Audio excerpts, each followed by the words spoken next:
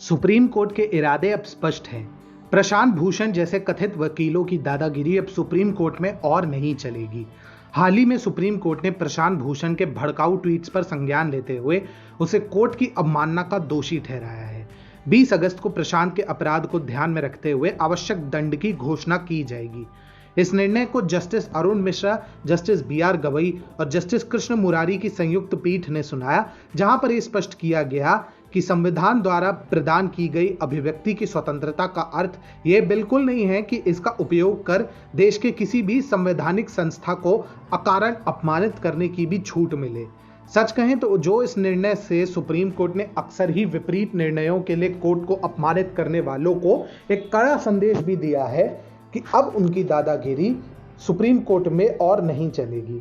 परंतु वे ट्वीट आखिर कौन से थे जिनके कारण प्रशांत भूषण को कोर्ट की अवमानना हेतु दोषी ठहराया गया? पहला ट्वीट सुप्रीम कोर्ट के मुख्य न्यायाधीश शरद अरविंद बोबड़े द्वारा एक बाइक पर बैठे हुए फोटो खिंचवाने को लेकर थी, जिसमें प्रशांत ने टिप्पणी की थी कि जहां एक और सुप्रीम कोर्ट लॉकडाउन में है और नागरिक अपने मूलभूत अधिकारों से वंचित हैं, तो वही मुख्य न्यायाधीश बिना हेलमेट और मास्क के बाइक पर घूम रहे हैं। इस ट्वीट को 2 हिस्सों में बांटकर निर्णय दिया गया, जहां नागरिकों को अधिकार से वंचित रखने वाली टिप्पणी के लिए प्रशांत भूषण को कोर्ट की अवमानना का दोषी ठहराया गया। ऐसे में प्रशांत भूषण के विरुद्ध जो निर्णय लिया गया है वह अपने आप में बहुत क्रांतिकारी है। इस परिप्रेक्ष्य में प्रशांत भूषण का वो ट्वीट भी सामने आया है जहां उन्होंने अयोध्या और अनुच्छेद 370 के मामले में सुप्रीम कोर्ट की प्रतिबद्धता पर सवाल उठाने से पहले 2 बार भी नहीं सोचा। जनाब ने ट्वीट किया, जब इतिहास लिखा जाएगा कि कैसे भाजपा सरकार के दौरान हमारे लोकतंत्र की हत्या की गई, तो उसमें सुप्रीम कोर्ट की भूमिका को भी लिखा जाएगा, विशेषकर पिछले 4 मुख्य न्यायाधीशों की भूमिका को।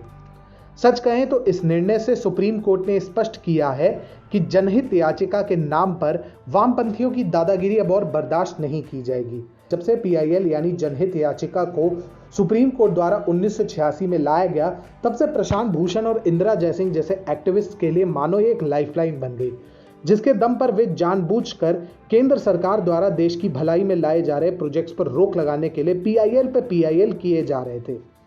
विश्वास नहीं होता तो राफेल मुद्दे के पन्ने पर लट लीजिए।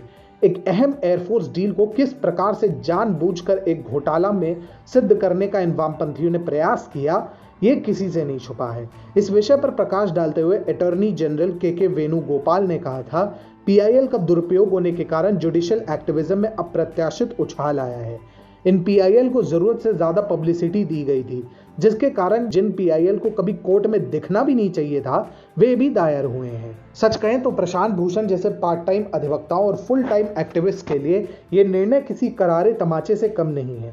जिन लोगों के लिए PIL फाइल करना उनका पेशा बन चुका है, उनके लिए सुप्रीम कोर्ट का वर्तमान निर्णय एक स्पष्ट संदेश है। यदि हमसे बदतमीजी करोगे तो तुम भी कहीं के नहीं रहोगे।